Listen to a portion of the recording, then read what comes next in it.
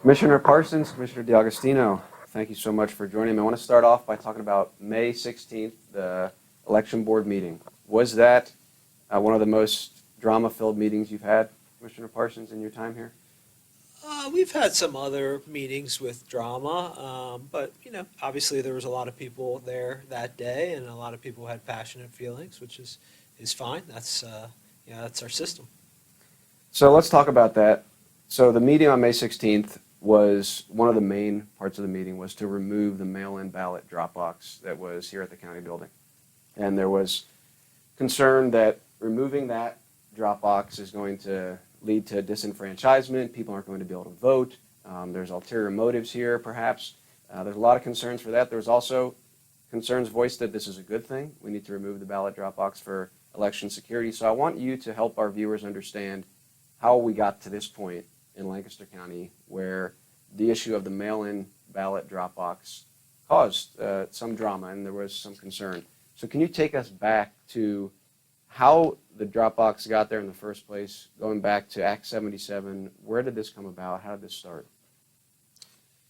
Well, Act 77 was passed in 2019, pre-pandemic. Both Ray and I have expressed opposition to that since its passage and before, for a couple different reasons.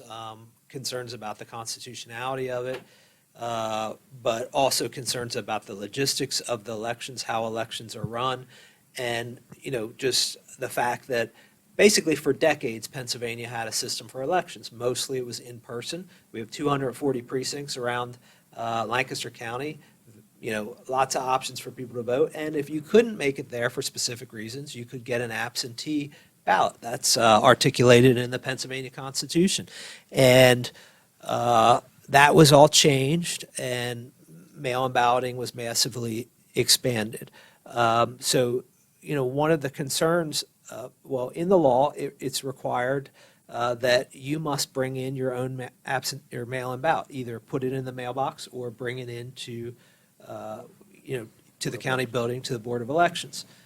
During the pandemic, there was a call for, drop boxes. We didn't do that. Many counties did them all around the county.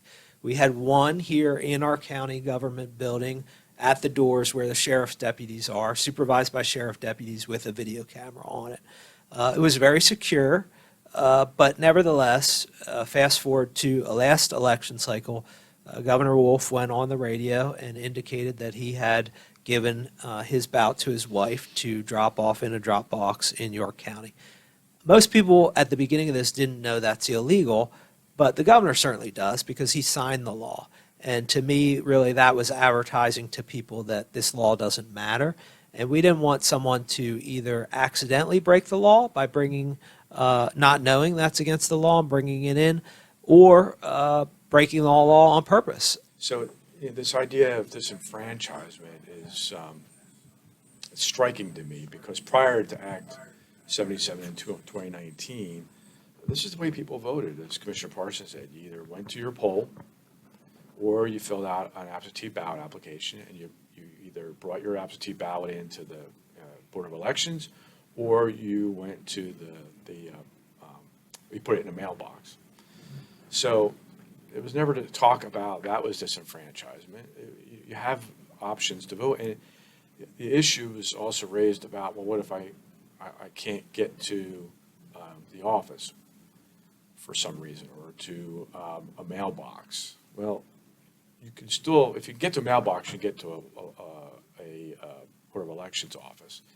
But if you had a physical disability or some reason, you could fill out another form to say that I'm giving my ballot to this person, and both the voter and the person taking the ballot have to sign off on that. Why is that important?